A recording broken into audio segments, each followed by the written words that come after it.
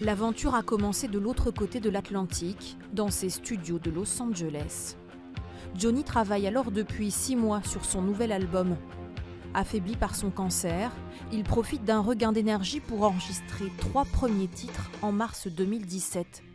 Pourtant, la version instrumentale n'est pas encore finalisée. Il a posé sa voix sur des maquettes, qui était quelque chose qu'il ne faisait jamais, mais à l'époque il avait une très forte envie de chanter ses chansons et il l'a fait. Et donc quand on est rentré en studio pour produire les versions finales de ses chansons, on a gardé ses voix qui étaient extraordinaires.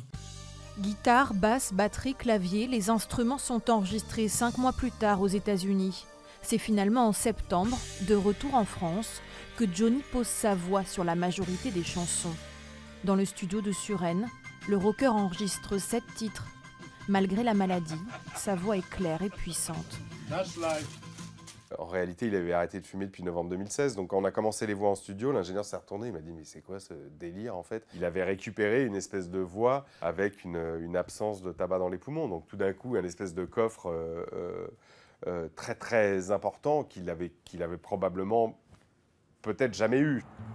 Johnny aura finalement enregistré 10 titres sur les 22 que lui avait proposé son complice, le musicien Maxime Nucci. Un album très rock'n'roll qu'il voulait défendre sur scène. Sur son compte Instagram, 4 mois avant de mourir, il donnait rendez-vous à ses fans pour une nouvelle tournée censée débuter en 2018.